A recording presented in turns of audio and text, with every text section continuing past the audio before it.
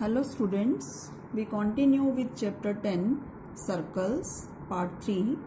I hope you are able to apply the result of theorem 10.1 and theorem 10.2 and you have also revised the examples. So now we continue with exercise 10.2.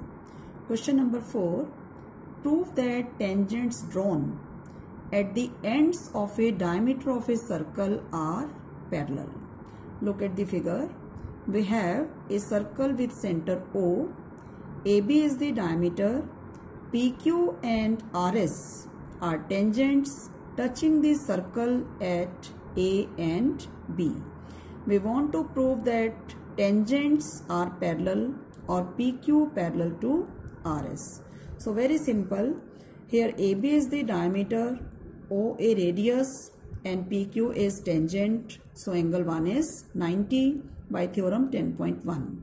Similarly, OB is radius, RS is tangent, so angle 2 is also 90, radius perpendicular to the tangent, angle 190 and angle 290. It means angle 1 and 2 are equal, but they are alternate angles. If alternate angles are equal, then lines are parallel or PQ parallel to RS. Question number 5. Prove that perpendicular at the point of contact to the tangent to a circle passes through the center. No doubt the perpendicular to the tangent will pass through the center, but we will prove it by a contradiction. So here it is given XY is a tangent at the point of contact P and OP is perpendicular to XY. We want to prove that perpendicular passes through the center O. In proof, we will suppose a contradiction. Let it does not pass through O. Suppose it passes through O dash. Let it does not pass through O. It passes through O dash. If this passes through O dash, definitely angle O dash PY is 90. But angle OPY is also 90. It's given because it is perpendicular. It means two angles which are equal to same will be equal to one another. Angle OPY and O dash PY are equal, but it is possible only if O and O dash coincide. So our supposition is wrong and it's not possible, and perpendicular will definitely pass through the center. Now question number 7. Two concentric circles. Concentric means which have same center but different radii. So radii of the circles which have same center are 5 cm and 3 cm. Find the length of the chord of the larger circle which touches the smaller circle. So let's discuss the figure first. Here we have two concentric circles whose center is O. AB is a chord of the bigger circle which touches the smaller circle at point P. OP is the radius of smaller circle, that is 3 cm, and OA is the radius of bigger circle, that is 5 cm.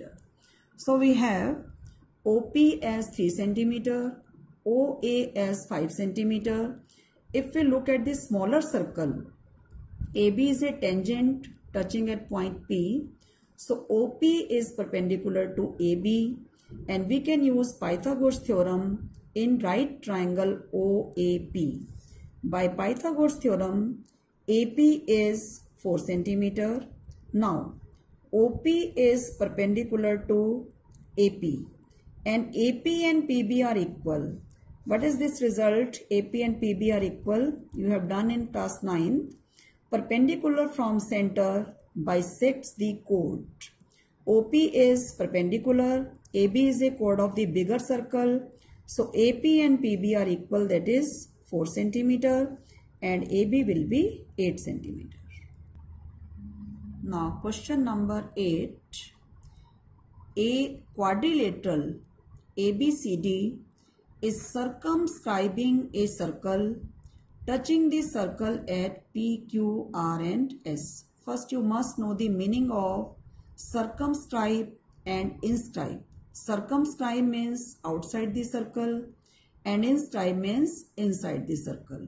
So quadrilateral ABCD is circumscribing the circle, means quadrilateral is covering the circle and touching the circle at P, Q, R and S.